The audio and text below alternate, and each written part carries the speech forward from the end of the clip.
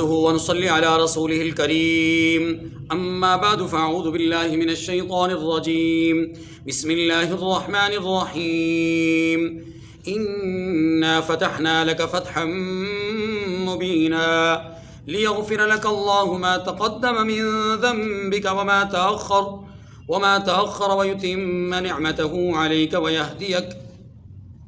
ويهديك صراطا مستقيما وَيَنصُرَكَ اللَّهُ نَصْرًا عَزِيزًا صدق اللہ العظیم۔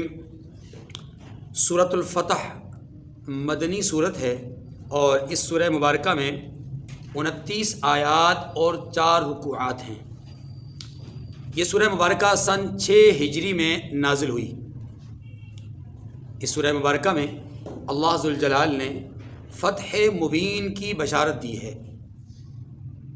پس منظر اس سورہ مبارکہ کا یہ ہے کہ ایک روز رسول اللہ صلی اللہ علیہ وسلم نے خواب دیکھا، اور خواب یہ تھا کہ میں اپنے جانثاران کے ساتھ مکہ مکرمہ تشریف لے گئے ہم، اور وہاں جا کر کے ہم نے طواف کیا ہے، سر منڈوایا یا حلق کروایا ہے یا قصر کروایا ہے،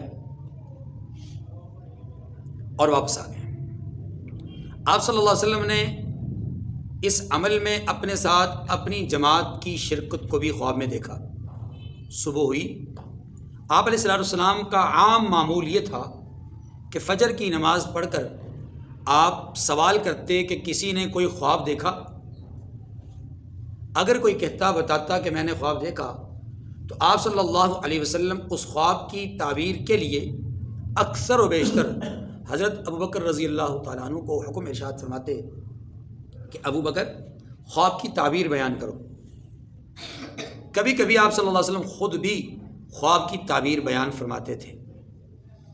اس روز آپ صلی اللہ علیہ وسلم نے جب دوسرے لوگوں سے پوچھا اور آخر میں آپ نے اپنے خواب کا ذکر فرمایا، تو صحابہ کرام رضوان اللہ علیہم اجمعین، خاص طور پر مہاجرین صحابہ جنہوں نے پچھلے 5 سال سے بیت اللہ نہیں دیکھا تھا، ان کی آنکھیں چمک اٹھیں، چہرہ کھلکھلا اٹھا، اور ان کے چہرے پر ایک طلب آمیز اثر ظاہر اور نمایاں ہونا شروع ہو گیا کہ یا رسول اللہ چلیں۔ آقا صلی اللہ علیہ وسلم نے یہ خواب دیکھا تھا۔ خواب کے اندر نہ کوئی سال متعین تھا، نہ کوئی مہینہ متعین تھا، نہ کوئی دن متعین تھا، بس مطلقاً خواب تھا۔ اب ایک بات سمجھ لیجئے آگے چلنے سے پہلے، نبی کا خواب ہمیشہ سچا ہوتا ہے، ایک بات۔ دوسری بات، نبی کا خواب وحی ہوتا ہے۔ تیسری بات، نبی پر اپنے خواب کے مطابق عمل کرنا واجب ہوتا ہے۔ جو خواب میں نبی دیکھتے ہیں وہ کام نبی کے لیے کرنا کیا ہوتا ہے؟ واجب۔ یہ 3 باتیں سمجھنے کے بعد اب آقا صلی اللہ علیہ وسلم نے جب خواب بیان فرما دیا، صحابہ کرام نے خواب کو سمجھ لیا، وہ بھی جانتے تھے کہ نبی کا خواب وہی ہوتا ہے، سچا ہوتا ہے، واجب التعمیل ہوتا ہے۔ انہوں نے فوراً دست عرض کی کہ یا رسول اللہ چلیں۔ بےتابیاں بڑھ گئیں۔ آقا صلی اللہ علیہ وسلم نے بھی ان کے اصرار کی بنیاد پر فیصلہ فرما دیا کہ چلتے ہیں۔ چنانچہ تیاریاں شروع ہو گئیں۔ مدینہ منورہ کے اندر منادی کرا دی گئی، اور مدینہ منورہ کے قرب و جوار میں جو دیہاتی علاقے تھے ان میں بھی منادی کرا دی گئی کہ ہم حرم عمرہ کے لیے جانا چاہتے ہیں، جو لوگ اس قافلے میں شریک ہونا چاہتے ہیں وہ آ جائیں، تیاری کر لیں۔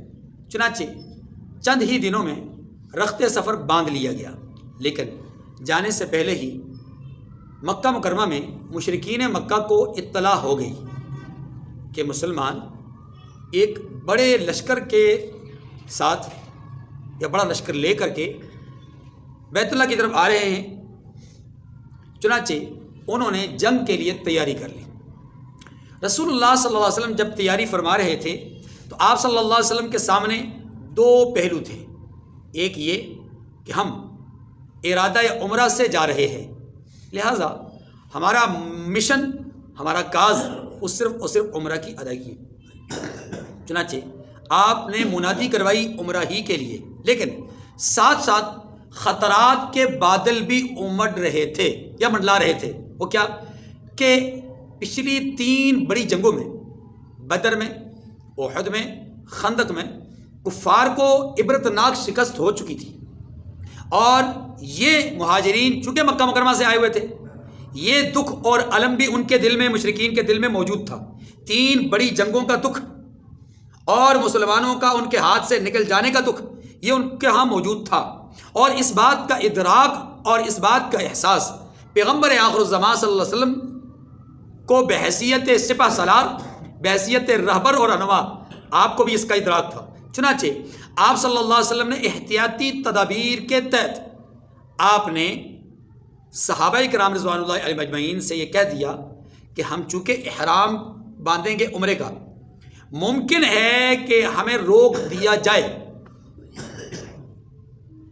اگر روک دیے گئے تو پھر ہمیں مجبوراً احرام کھولنا پڑے گا، اور احرام کھولنے کے لیے ہمیں ایک جانور بھی ذبح کرنا ہوگا۔ چنانچہ قربانی کا ایک جانور بھی ساتھ لے لیا، پیشگی قربانی کا ایک جانور لے لیا۔ آپ جانتے ہیں کہ عمرہ میں قربانی نہیں ہوتی، لیکن یہاں قربانی کا جانور ساتھ لیا گیا، یعنی یہ قربانی بمعنی صدقہ ہے کہ صدقہ کا جانور ہے وہ ساتھ لے لیا کہ کہیں پر بھی عمرہ کا احرام کھولنا پڑ سکتا ہے، ایک بات۔ دوسری بات یہ کہ جانور کا جو ساتھ لینے کا آپ کا انداز تھا، وہ لوگوں کو آپ صلی اللہ علیہ وسلم نے یہ بتلایا کہ ہم نے جانور ساتھ لینا ہے، جانور کے گلے میں ایک پٹا ڈالنا ہے، اور یہ پٹا ڈالنا عرب کے معاشرے کے مطابق، عرب کے دستور کے مطابق یہ تھا کہ یہ جس قافلے کے اندر یہ جانور پٹے والا ہوتا ہے، اس قافلے کی طرف سے اپنے سامنے جتنے لوگ ہوتے ہیں ان کے لیے پیغام امن ہوتا ہے کہ ہماری طرف سے امن کا پیغام ہے، ہم لڑنے کے لیے نہیں آ رہے۔ ظاہراً یہ پیغام امن کا جانور تھا، لیکن احساس اور ادراک کے طور پر رحمت دو عالم صلی اللہ علیہ وسلم نے وہ قربانی کا یا وہ صدقے کا جانور ساتھ رکھا تھا۔ دونوں مقاصد پورے ہو رہے تھے۔ آپ صلی اللہ علیہ وسلم اپنے لشکر کو، اپنی جماعت کو لے کر مدینہ منورہ سے نکلے۔ ان کی تعداد 1400 افراد تھی، بعض حضرات نے 1400 سے اوپر 1500 کے قریب لکھا، لیکن 14 اور 1500 کے درمیان میں یہ تعداد تھی۔ رسول اللہ صلی اللہ علیہ وسلم لے کر کے ان کو نکل گئے۔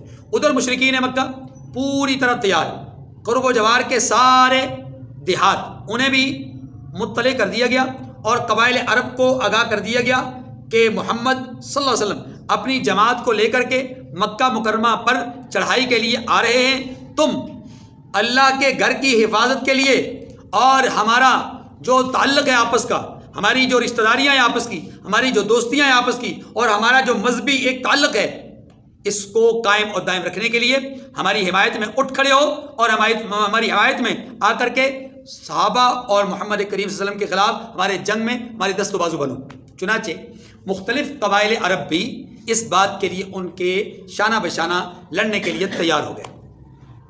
آپ صلی اللہ علیہ وسلم ذوالحلیفہ کے مقام پر، جہاں اس وقت یہ شہر مدینہ سے تقریباً 6 میل کے فاصلے پر تھا، اب تو مدینہ منورہ کے اندر ہے وہ، جسے ہم میقات کہتے ہیں، وہاں پر آپ علیہ السلام مختلف جماعتوں کی وہاں پر وصولی کرتے رہے، احرام باندھا گیا۔ یہی وہ مقام ہے کہ مدینہ منورہ سے جب مکہ مکرمہ کی طرف آتے ہیں، اس مقام پر آ کر کے احرام باندھنا ضروری ہوتا ہے، یہ میقات ہے، یہاں سے آگے بغیر احرام کے نہیں جا سکتے۔ احرام باندھ لیا گیا، ہدی کے جانور ساتھ تھے، قربانی کے جانور، اور ان کے گلوں میں پٹے ڈال دیے گئے، آپ تشریف لے جا رہے ہیں۔ چلتے چلتے حدود جو مکہ ہے، جس کو میقات کہتے ہیں، جس کو حدود کہتے ہیں، یہ جو حدود ہے، اس حدود کی 5 اطراف سے یا 4 اطراف سے نشانیاں لگائی ہوئی ہیں، بتیاں لگائی ہوئی ہیں، ہاں جی، کوئی خاص نشانیاں لگائی ہوئی ہیں کہ یہاں سے آگے حدود مکہ ہے، حدود حرم ہے۔ اللہ اکبر۔ رسول اللہ صلی اللہ علیہ وسلم حدود حرم، حدود مکہ سے تھوڑا سا فاصلے پر، بالکل معمولی فاصلے پر ایک میدان ہے، اس میدان تک آپ پہنچ گئے۔ اس میدان کو اس زمانے کے اعتبار سے حدیبیہ کہا جاتا ہے۔ یہاں ایک کنواں تھا، اس کنویں کو حدیبیہ کا کنواں کہا جاتا تھا، اسی مقام پر آپ نے پڑاؤ ڈالا۔ اب اس کو شمیسیہ کہا جاتا ہے، اور اس کا نام اب بدل گیا ہے۔ بہرحال یہ تنعیم کا جو پہاڑ ہے، اس پہاڑ کے قریب یہ جگہ ہے، میدان ہے، اور حدود حرم سے بالکل متصل ہے۔ آپ صلی اللہ علیہ وسلم نے وہاں پر پڑاؤ ڈالا، اور یہاں ایک نہیں کئی ایسے معجزات رونما ہوئے جو سیرت کی کتابوں میں، احادیث کی کتابوں میں موجود ہیں۔ مثلا آپ صلی اللہ علیہ وسلم جب وہاں پہنچے تو آپ نے اپنے لشکر کے پاس پانی کی قلت دیکھی، اور وہ کنواں جس کے نام سے یہ جگہ موسوم تھی، اس کنویں کے اندر بھی پانی بہت گہرائی میں تھا، یعنی پانی کی وصولی کا وہاں سے کوئی سلسلہ نہیں تھا۔ آپ صلی اللہ علیہ وسلم نے ایک روایت کے مطابق ایک لکڑی اور دوسری روایت کے مطابق ایک نیزہ اپنے دستے مبارک سے اس کنویں کے اندر یوں کر کے ڈالا تو اس کنویں کا پانی اوپر آ گیا۔ جتنے دن مسلمان 1400 سے 1500 کے درمیان وہاں رہے، اتنے دن تک اس پانی سے مستفید ہوتے رہے، اور یہ جو آپ کا وہاں پر قیام تھا یہ 20 دن کا قیام تھا۔ ذیقات کا یہ مہینہ تھا، اور شمسی اعتبار سے یہ مارچ کا مہینہ تھا۔ اسلامی تاریخ کے اعتبار سے ذیقات کا مہینہ تھا چاند کے اعتبار سے، اور سورج کے اعتبار سے یہ شمسی اعتبار سے یہ مارچ کا مہینہ تھا۔ ظاہر ہے آپ جانتے ہیں کہ یہ گرمیوں کا مہینہ ہوتا ہے۔ آپ صلی اللہ علیہ وسلم نے 20 دن وہاں پر قیام فرمایا۔ آپ کے ساتھ جو جانور تھے انہوں نے بھی اسی کنویں سے پانی پیا، اور آپ کے ساتھ جو مسلمان صحابہ کرام تھے انہوں نے بھی اسی کنویں سے پانی پیا۔ اب اس دوران آپ صلی اللہ علیہ وسلم کی سیرت طیبہ کی کتابوں میں کئی واقعات لکھے ہوئے ہیں۔ میں چند ایک واقعات کی طرف اشارہ کروں گا جن کا اس سورہ مبارکہ کو سمجھنے میں کافی زیادہ عمل دخل ہے۔ آپ صلی اللہ علیہ وسلم نے اپنی جماعت میں سے کچھ لوگوں کے لیے انتخاب فرمایا کہ میں ان کو بطور سفیر مکہ مکرمہ میں اہل مکہ کے پاس بھیجوں اور انہیں آگاہ کروں کہ ہم جنگ کرنے کے لیے نہیں آئے۔ لیکن انتخاب جن افراد کا آپ کرتے رہے، یعنی جن کا آپ نام لیتے رہے، وہاں کوئی نہ کوئی معاملہ سامنے آتا رہا، یہاں تک کہ قرۂ فال حضرت عثمان ابن عفان رضی اللہ تعالیٰ عنہ کے نام پر نکلا۔ آپ مکہ مکرمہ میں ایک با اثر شخصیت تھے۔ آپ مکہ مکرمہ میں ایک بہترین تاجر کی حیثیت سے آپ نے زندگی گزاری، عمر کے لحاظ سے بھی آپ کافی بڑے تھے۔ آپ رضی اللہ تعالیٰ عنہ نے حضور علیہ السلام کی دعوت پر لبیک فرمایا، اور آپ علیہ السلام نے ان کو بھیجا اور ان کو یہ کہا کہ جاؤ جا کر کے مکہ والوں سے، مکہ کے سرداروں سے ہمارا یہ پیغام ان تک پہنچا دو، کہہ دو کہ نمبر 1 ہم صرف عمرہ کے لیے آئے ہیں، ہمارا لڑنے کا کوئی ارادہ نہیں، ہمیں عمرہ کے لیے اجازت دی جائے، ہم بیت اللہ کا طواف کریں گے، عمرہ مکمل کریں گے، عمرہ مکمل کر کے ہم واپس چلے آئیں گے۔ ساتھ ان کو یہ بھی پیغام پہنچاؤ کہ دیکھو ہم تم سے لڑنے نہیں آئے، ہماری تمہاری جنگیں ہو چکی ہیں۔ ان کو واضح طور پہ پیغام دے دو ہماری تمہارے درمیان بڑی بڑی جنگیں ہو چکی ہیں، اور ان جنگوں کا کیا حال ہوا تم خود بخوبی جانتے ہو۔ اب تمہارے اور ہمارے درمیان جنگیں کوئی اتنی نتیجہ خیز نہیں ہوگی، بہتر یہ ہے کہ تم ہمارا راستہ چھوڑ دو اور ہمیں عمرہ کرنے دو۔ ہاں اب تم ہمارے خلاف لڑنے کے بجائے دیگر قبائل عرب کو ہمارے سامنا کرنے دو، ہم جانے وہ جانے۔ اگر ہم انہیں شکست دے گئے، ہم ان پر غالب آ گئے، تو تمہاری مرضی ہے، تم چاہو تو مان لو ہمیں، چاہو تو نہ مانو۔ لیکن اگر ہم شکست نہ دے سکے ان کو، وہ ہمیں مغلوب کر گئے اور وہ غالب آ گئے، تو سنو ان کو ہمارا پیغام دے دینا کہ اگر وہ ہم پر غالب آ گئے تو تمہارے دل کی تمنا بغیر محنت کے، بغیر مال کے، بغیر کسی جدوجہد کے پوری ہو جائے گی۔ تم بھی تو یہی چاہتے ہو نا کہ ہم مغلوب ہو جائیں۔ اگر ہمیں قبائل عرب مغلوب کر دیں تو تمہارا تو کچھ نہیں جاتا۔ تو اس لیے تم ہمارا سامنا کرنے کے بجائے، تم سامنا کر چکے ہو، نتیجہ بھی تم دیکھ چکے ہو، اب تم ہمارا سامنے کرنے کے بجائے بہتر یہی ہے کہ ہمارا راستہ چھوڑ دینا، ہمیں عمرہ کرنے دینا، واپس چلے جانے دینا، اور ہم جانے اور دیگر قبائل عرب جانے، جس میں آپ کا اشارہ تھا یہود کی طرف، عیسائیوں کی طرف یا دیگر قبائل کی طرف۔ آپ صلی اللہ علیہ وسلم نے حضرت عثمان کو روانہ کر دیا۔ حضرت عثمان تنہا اکیلے سفیر رسول کی حیثیت سے مکہ مکرمہ گئے، اور یہ ان کا اعزاز ہے کہ اللہ نے حضور صلی اللہ علیہ وسلم کا پہلا سفیر جس شخص کو اس کے لیے منتخب فرمایا وہ حضرت عثمان ابن عفان۔ کسی ملک کا سفیر، کسی سلطنت کا سفیر، وہ بڑا پروٹوکول کا استحقاق رکھتا ہے، اور یہ سفیر ہیں کس کے؟ رسول اللہ کے صلی اللہ علیہ وسلم۔ مکہ مکرمہ گئے، آپ وہاں پہنچے، آپ نے ایک سردار سے، دوسرے سے، تیسرے سے بات کی. حالات وہاں ایسے ہیں کہ حضرت عثمان خود دیکھ کر کے ششتر رہ گئے کہ وہاں تو جناب پوری جنگی تیاریاں ہو رہی ہیں. ہاں جی، کوئی تیر اندازی کر رہا ہے، کوئی نیزہ بازی کر رہا ہے، کوئی تلوار بازی کر رہا ہے، کوئی کیا کر رہا ہے، کوئی کیا کر رہا ہے. وہاں تو معاملات ہی کچھ اور ہیں. وہاں تو پورا ایک ٹریننگ سینٹر بنا ہوا ہے. حضرت جس سے بات کرتے وہ پہلے سارے لاتا، بات مانتا، بات سنتا. جب سن کر کے پوری طرح حضرت عثمان کو اطمینان ہو جاتا کہ اس نے میری پوری بات سن لی ہے، تو وہ آگے سے کہہ رہتا ہے میں نہیں مانتا، میں محمد کریم کی اس بات کو نہیں مانتا. یعنی ہمیں اجازت نہیں دے سکتے، میں نہیں اجازت دیتا، کسی اور سے اجازت لے لو. ایک سردار، دوسرے سردار، تیسرے سردار، چوتھے سردار کے بعد یوں حضرت عثمان رضی اللہ تعالیٰ عنہ ایک ایک سردار کے پاس جاتے رہے. ہاں، ایک دو نے یہ کہا کہ عثمان آپ آ گئے ہو، احرام میں بھی ہو، آ ہی گئے ہو، تو چلو مذاکرات کے لیے صحیح، سفارت کے لیے صحیح، آ گئے ہو تو چلو آپ عمرہ کر لو، آپ طواف کر لو. تو حضرت نے بڑا سونے سے لکھنے والا جملہ زبان اقدس سے نکالا، فرمایا محمد کریم کو اجازت نہیں تو محمد کا غلام عثمان بھی طواف نہیں کرے گا. اللہ اکبر.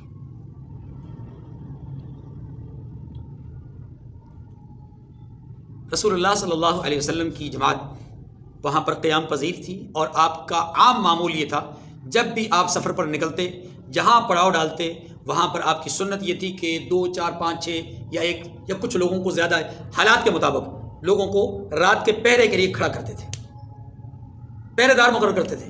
سب کو سونے کی اجازت نہیں ہوتی تھی. آپ نے حدیبیہ کے مقام پر بھی روزانہ کی بنیاد پر پہروں کی ڈیوٹیاں لگا دی.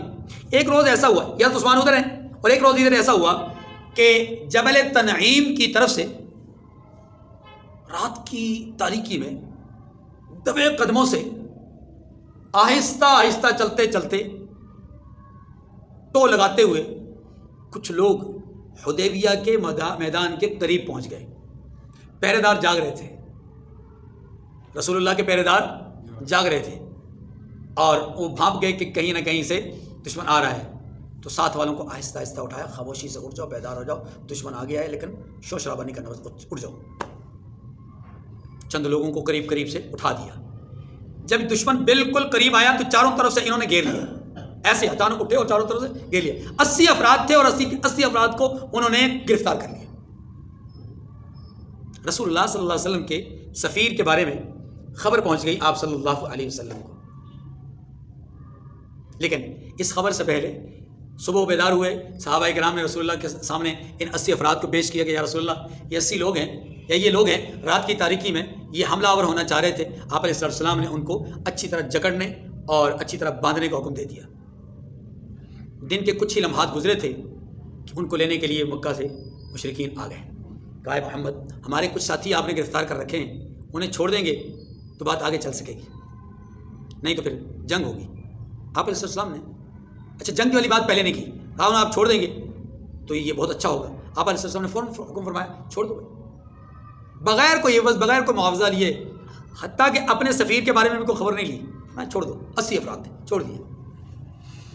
اللہ اکبر. انہوں نے بعد میں کہا کہ اے محمد اگر آپ یہ نہ چھوڑتے تو ہم آپ سے جنگ کرتے. رسول اللہ خاموش ہو گئے، چونکہ ایک دفعہ فیصلہ کر چکے تھے، چھوڑ دیا، چلے گئے. ادھر آپ علیہ السلام کو یہ خبر مل گئی کہ آپ کے سفیر حضرت عثمان کو شہید کر دیا گیا. آپ علیہ السلام کو اس کا بہت گہرا رنج ہوا، بہت گہرا دکھ ہوا. انہوں نے ہمارے ساتھ غداری کی ہے. آپ علیہ السلام نے اس وقت بیعت علی الموت کی ہے. بیعت علی الموت، بیعت کس کو کہتے ہیں؟ بیعت کہتے ہیں معاہدے کو. بیعت کس کو کہتے ہیں؟ معاہدے کو. پرانے وقتوں میں بیعت ہوتی تھی جب کوئی کسی سے معاہدہ کرتا تھا تو معاہدہ جب پکا کرتا تھا تو ایک دوسرے کے ہاتھ میں ہاتھ ڈال کر کے، ہاتھ ہلا کر کے اس بات کا عزم کرتا تھا کہ ہمارا معاہدہ کیا ہو گیا ہے؟ پکا ہو گیا. یہ ہاتھ ملانا معاہدے کی مضبوطی کی دلیل ہوتی تھی. اسی سے بیعت، اور پھر بیعت کا جو سب سے بڑا درجہ ہے وہ بیعت علی الاسلام ہے، بیعت علی الجہاد ہے، اور بیعت علی الاخلاق الفاضلہ، علی الاخلاق الحسنہ وغیرہ وغیرہ ذالک. یہ جو صوفیاء کرام بیعت کرتے ہیں، نہ تو یہ بیعت اسلام ہوتی ہے، نہ بیعت علی الجہاد ہوتی ہے، نہ ہی یہ کوئی اور بیعت ہوتی ہے، بلکہ اس بیعت کا مقصد اخلاق حسنہ اور اخلاق فاضلہ پر بیعت کرنا ہے کہ جناب آپ نے اپنے اندر عمدہ صفات پیدا کرنی ہے، اور عمدہ صفات پیدا کرنے کے لیے آپ ہماری جو گائیڈ لائن ہوگی اس کے مطابق چلیں گے. بس طریقہ، بات، حکم، اتباع، حکم اللہ کا، اتباع رسول کی، اور جو گائیڈ لائن ہوگی وقت اور حالات کے مطابق وہ ہماری ہوگی، اس کے مطابق آپ نے چلنا ہے. یہ اصل میں بیعت علی الاخلاق الفاضلہ یا علی الاخلاق الحسنہ ہے. رسول اللہ صلی اللہ علیہ وسلم نے بیعت علی الاسلام لی ہے، اور وہ بہت سارے لوگوں سے بیعت علی الاسلام لی ہے. ظاہر جتنے لوگ مسلمان ہونے کے لیے آتے تھے وہ بیعت لیتے تھے، بیعت کرتے تھے، اور آپ علیہ السلام سے بیعت لیتے تھے اور وہ اسلام پر بیعت ہوتی تھی. پھر بیعت علی الجہاد بھی ہوتی تھی، جہاد پر کمر بستہ ہونے کے لیے آپ پختہ عہد لیا کرتے تھے. یہاں پر بیعت علی الموت ہے. کیا ہے؟ موت پر بیعت. کس کی موت پر؟ حضرت عثمان ابن عفان رضی اللہ تعالیٰ عنہ کی شہادت کی خبر سن کر کے آپ نے بیعت لی کہ لوگوں میرے ہاتھ پر بیعت کرو. کس بات کی؟ کہ اگر عثمان ابن عفان کی شہادت کی خبر سچی ہے تو جب تک عثمان ابن عفان کے خون کا ہم بدلہ نہیں لیں گے اس وقت تک ہم یہاں سے واپس نہیں جائیں گے. اس بات کی میرے ہاتھ پر بیعت کرو. صحابہ کرام نے چونکہ ظاہر ہے وہ ایک ہاتھ تو تھا نہیں کہ ایک آدمی نے بیعت کرنی ہو. حضور کے ہاتھ پر 1400-1500 لوگوں نے بیعت کرنی تھی، تو آپ نے پھر اپنے ہاتھ کو یوں آگے پھیلایا. بعض روایات میں آتا ہے کہ اپنے دائیں ہاتھ کو آگے بڑھایا اور لوگوں نے آپ کے ہاتھ پر یوں دور سے اشارہ کیا یوں کر کے، اور آپ نے آخر میں اپنا بایاں ہاتھ اوپر کیا. بعض روایات میں آتا ہے کہ اپنا بایاں ہاتھ نیچے کیا اور لوگوں سے بیعت لی اور دایاں ہاتھ آپ نے پھر اوپر اٹھایا. اب یہ جو نیچے والا ہاتھ تھا یہ آپ صلی اللہ علیہ وسلم نے اس کو اپنی طرف منسوب کیا کہ یہ میرا ہاتھ ہے، میرے ساتھ بیعت کرو. سب نے بیعت کی. کس پر؟ موت پر، کہ مر جائیں گے لیکن قصاص لیے بغیر یہاں سے نہیں جائیں گے. آخری جو ہاتھ تھا وہ چاہے آپ کا بایاں ہاتھ تھا چاہے آپ کا دایاں ہاتھ تھا. زیادہ مشہور دایاں ہاتھ ہی ہے کہ آپ کا دایاں ہاتھ اوپر تھا. آپ نے اس ہاتھ کی نسبت عثمان ابن عفان کی طرف کی ہے رضی اللہ تعالیٰ. یہ عثمان ابن عفان کی طرف سے ہے. گویا بیعت علی الموت میں یہ حدیبیہ کے مقام پر جتنے لوگ شریک ہیں ان میں عثمان ابن عفان بھی شریک ہے. آقا صلی اللہ علیہ وسلم کو 2 موقعوں پر ایسا کام اللہ نے ان سے کروایا کہ جو حضرت عثمان ابن عفان کی انفرادی فضیلت ہے. اور وہ 2 موقع کون سے ہیں؟ ایک بدر کا میدان کہ جب بدر کے میدان میں مسلمانوں کو فتح ہوئی، مال غنیمت تقسیم ہو رہا تھا، رسول اللہ نے صلی اللہ علیہ وسلم نے مال غنیمت میں سے عثمان ابن عفان کا حصہ بھی رکھا، حالانکہ وہ بدر کے میدان میں شریک ہی نہیں تھے، اور ان کا نام بھی بدر کے شرکاء میں درج فرمایا. بخاری مسلم تمام حدیث کی کتابوں میں بدر کے جتنے شرکاء ہیں ان میں عثمان ابن عفان کا نام موجود ہے، حالانکہ وہ شریک نہیں ہوئے. حضور صلی اللہ علیہ وسلم نے خود ان کا نام لکھوایا. اور اصحاب بدر کا نام جو بدر کا میدان ہے وہاں پر شہدائے بدر کے مقام پر جہاں پر شہدائے بدر کا نام موجود ہے وہیں پر اصحاب بدر کا نام بھی ایک جگہ پہ تختی میں اندر موجود ہے، وہاں پر بھی حضرت عثمان ابن عفان کا نام موجود ہے. یوں آپ سمجھ لیجیے کہ پہلا موقع کہ جب حضرت عثمان ابن عفان کو رسول اللہ نے عدم شرکت کے باوجود میدان بدر کے شرکاء میں شریک تصور فرمایا، ان کو مال غنیمت میں سے بھی حصہ دیا. یہ ان کا انفرادی اعزاز ہے کہ شریک نہیں تھے پھر بھی شریک سمجھا گیا. نمبر 2، بیعت رضوان میں، بیعت علی الموت میں شریک نہیں تھے لیکن رسول اللہ نے ان کو وہاں پر شریک ٹھہرایا کہ وہ بھی شریک ہیں. جو فضیلت ان کی ہوگی وہ فضیلت عثمان ابن عفان کی بھی ہوگی. اب اندازہ کیجئے ایک آدمی جس کی موت یا جس کے خون کا بدلہ لینے کے لیے بیعت لی جا رہی ہے، اس آدمی کا جس کے خون کا بدلہ لینے کے لیے بیعت لی جا رہی ہے اس آدمی کو خود اس بیعت میں بھی شریک کیا جا رہا ہے. یہ آقا صلی اللہ علیہ وسلم کی طرف سے ان کو دوسرا بڑا اعزاز عنایت کر فرمانا ہے کہ یہ ان کو اعزاز دیا گیا. رسول اللہ صلی اللہ علیہ وسلم نے یہ بیعت لی اور اللہ پاک نے اس کا ذکر تیسرے رکوع کی پہلی آیت میں کریمہ میں فرما دیا. اب آگے بڑھتے ہیں. رسول اللہ صلی اللہ علیہ وسلم کو خبر ملتی ہے کہ وہ جو عثمان ابن عفان کی شہادت کی خبر ہے وہ جھوٹی ہے، فیک نیوز تھی. آپ صلی اللہ علیہ وسلم نے اللہ کا شکر ادا کیا. ادھر سے کفار مکہ کی طرف سے کئی ایسے لوگ تھے جو مذاکرات کے لیے وقتاً فوقتاً آئے، جن میں عروہ ابن مسعود ثقفی اور اسی طریقے سے بدیل اور بھی بہت سارے بدیل خزائی اور اس طرح کچھ لوگ آئے، لیکن مذاکرات آگے بڑھ نہ سکے. آخر میں مکہ مکرمہ کا یا قریش کا خطیب سہیل ابن عمر وہ آیا اور اس نے آ کر کے محمد کریم صلی اللہ علیہ وسلم سے صلح کے لیے پیشکش کی. آپ علیہ السلام نے فوراً قبول فرما لی. ٹھیک ہے، بتاؤ کن بنیادوں پر صلح کرنا چاہتے ہو؟ کہا جی پہلی بات، ابھی یہاں سے واپس جائیں گے، آپ عمرہ نہیں کریں گے. اگلے سال آئیں گے، 3 دن مکہ میں رہیں گے، تلواریں نیام میں ہوں گی، اور روٹین کی جو تلوار یا اسلحہ انسان کے پاس ہوتا ہے اس کے سوا ایکسٹرا کوئی اسلحہ آپ کے پاس نہیں ہوگا۔ قبائلی علاقوں میں لوگوں کے پاس کلاشن وغیرہ یہ عام روٹین ہوتی ہے، پسٹل کلاشن یہ عام روٹین ہوتی ہے، تو اس زمانے میں بھی تلوار یہ عام معمول تھا، تقریباً ہر آدمی کے پاس ہوتی تھی۔ کہا یہ ہو اس سے زائد یہ نہیں کہ نیزے آپ اٹھا کر کے لا رہے ہیں اور اس کے جو ہے وہ پورے ترکش لے کر آ رہے ہیں، ہاں جی، تیروں کے، اور یہ نہیں کمانے ہیں، اس طرح کی چیزیں نہ ہو، بس روٹین کا جو اسلحہ آپ کے پاس ہوتا ہے وہ ہو، جو کہ ہم عرب کا ایک عام طور پہ ہماری ثقافت ہے، ہمارا کلچر ہے، وہ ہو، اس کے سوا کچھ نہ ہو۔ 3 دن رہیں گے، کلچر سے زیادہ آپ کے پاس اسلحہ نہیں ہوگا، اور 3 دنوں میں عمرہ کر کے آپ واپس لوٹ آئیں گے، اور جو اسلحہ آپ لے کر آئیں گے وہ بھی نیام کے اندر ہوگا، باہر نہیں ہوگا۔ یہ پہلی شرط تھی۔ آپ صلی اللہ علیہ وسلم نے اس شرط کو مان لیا، لیکن عجیب بات یہ ہے کہ اس شرط کی طرف جانے سے پہلے ذرا میں آپ کی توجہ اس صلح نامے کی ابتدائی تحریر کی طرف لے جانا چاہتا ہوں۔ لکھنے والے حضرت علی المرتضیٰ رضی اللہ تعالیٰ تھے، کہا اے علی لکھو بسم اللہ الرحمن الرحیم۔ فوراً سہیل کہنے لگا اے محمد ہم نہیں جانتے کون رحمان کون رحیم، ہم اللہ کو جانتے ہیں، اللہ کا نام لکھو۔ اللہ کے رسول نے فرمایا اے علی لکھو بسمک اللہم، ٹھیک ہے، اے اللہ تیرے نام سے ہم شروع کرتے ہیں۔ لکھ لیا انہوں نے۔ اب اس کے بعد دوسرا فقرہ، رسول اللہ صلی اللہ علیہ وسلم کی طرف سے یہ لکھا گیا کہ ھذا ما قاضى علیہ محمد الرسول اللہ، یہ وہ تحریر ہے جو، یا یہ جو فیصلہ ہے، یہ وہ فیصلہ ہے، وہ صلح نامہ ہے جو محمد صلی اللہ علیہ وسلم نے بطور فیصلہ تحریر کروایا ہے۔ تو محمد الرسول اللہ لکھا ہوا تھا۔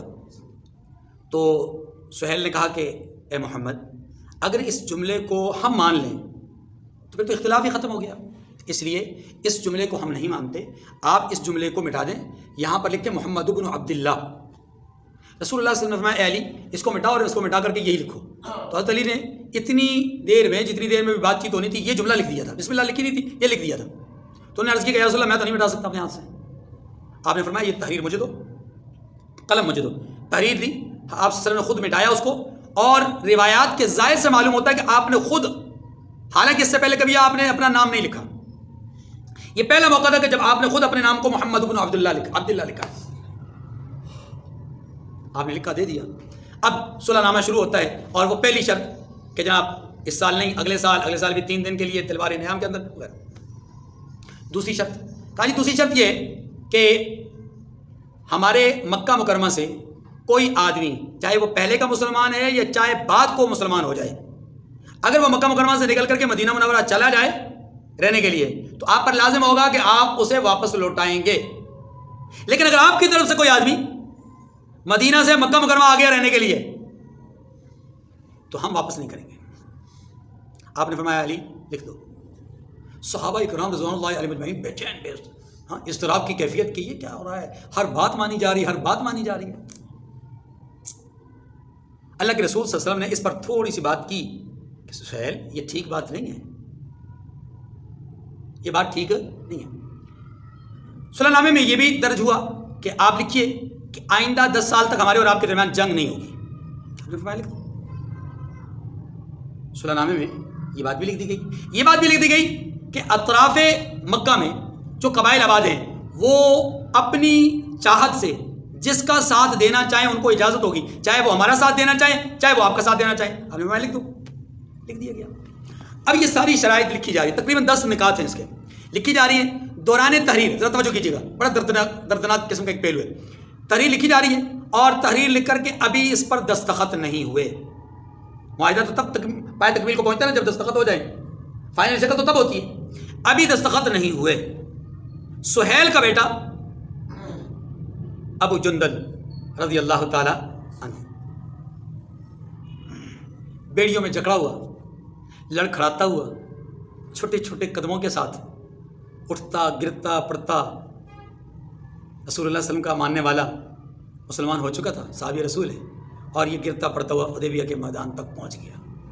پتہ تھا باپ معاہدہ کرنے کے لیے گیا ہوا ہے، تو کہیں اپنے آپ کو باپ بھی جکڑا ہوا تھا، چھڑوا کر کے وہاں سے بیڑیوں سے کچھ نکلوا کر کے رسیوں سے نکل کر آ گیا لڑتا کڑتا۔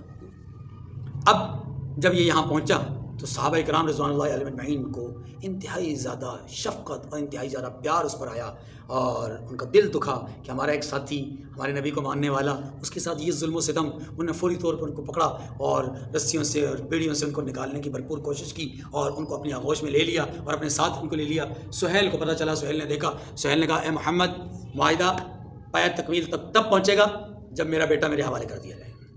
آپ نے فرمایا ابھی معاہدے پہ دستخط نہیں ہوئے. کہا معاہدہ ہو چکا، لکھا جا چکا، بات طے ہو چکی، ہمارا کوئی بھی آدمی آپ کے پاس جائے گا تو آپ واپس کریں گے. اب آ گیا ہمارا، اور ہے بھی میرا معاہدہ کرنے والے کا بیٹا، اور ہے بھی اسی موقع پر جب معاہدہ تحریر ہو رہی ہے.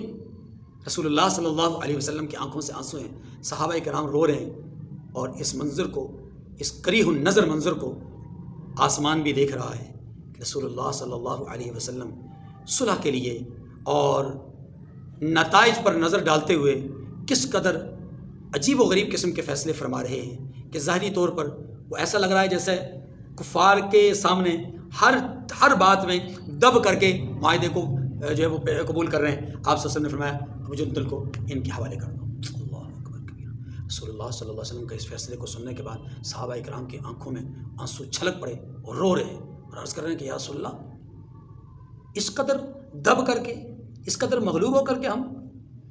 حضرت عمر رضی اللہ تعالیٰ عنہ سے رہا نہیں گیا. یا رسول اللہ، کیا ہم حق پر نہیں؟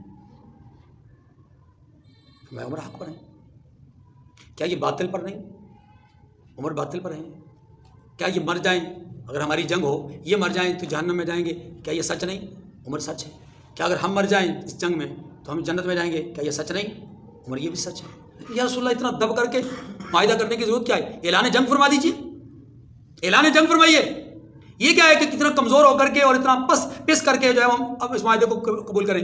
اللہ کے رسول نے ایک جملہ فرمایا، عمر میں اللہ کا رسول ہوں، اللہ اپنے رسول کو ضائع نہیں کرے گا.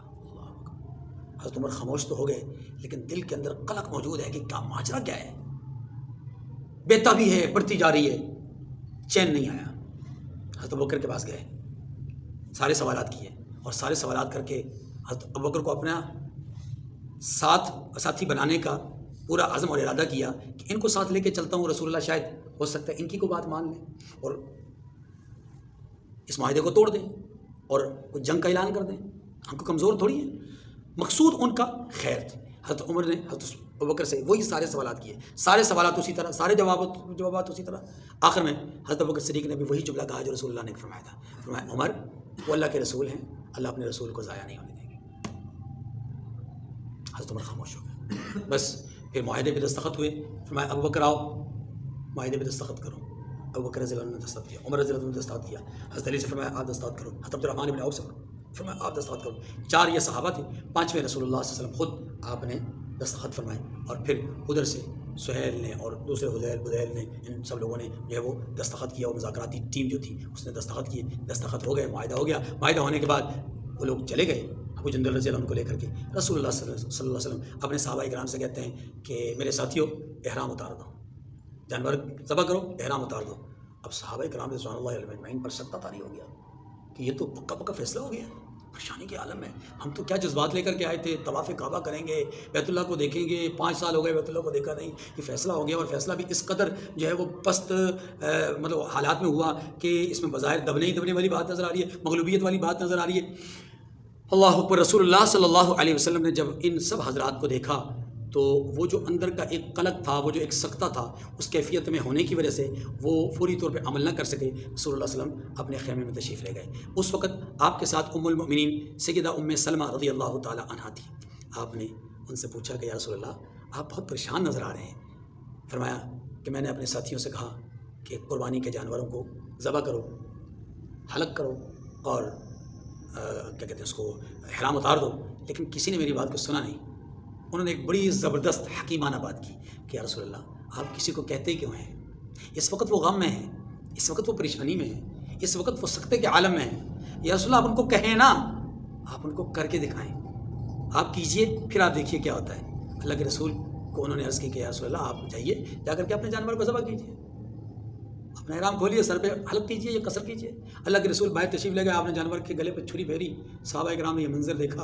اللہ اکبر کی صدائیں بلند ہوئی اور غم اور سکتے کے عالم میں صحابہ کرام نے اپنے جانوروں کے گلے پہ چھریاں پھیر رہے ہیں اور اس قدر مطلب غضبناک حالت میں اور غصے کی حالت میں کہ ایک طرف رسول اللہ صلی اللہ علیہ وسلم کی اتباع ہے وہ بھی کرنا ضروری ہے، دوسری طرف وہ جو جذبات ہیں وہ جذبات بھی اپنی جگہ پہ ان پہ بھی چھری پھیری جا رہی، حقیقی قربانی وہاں ہو رہی ہے۔ اب انہوں نے سروں پہ اسرے پھیرے اور روایات میں آتا ہے کہ ان کے سروں سے خون ایسے بہہ رہا تھا جیسے فوارے چھوٹ رہی ہوں، کیونکہ جذباتی انداز تھا نا۔ جب یہ سارا منظر ہو چکا تو پھر یہ آیت کریمہ نازل ہوئی، انا فتحنا لک فتحا مبینا، محبوب آپ کے لیے ہم نے کھلی فتح کا اعلان کر دیا۔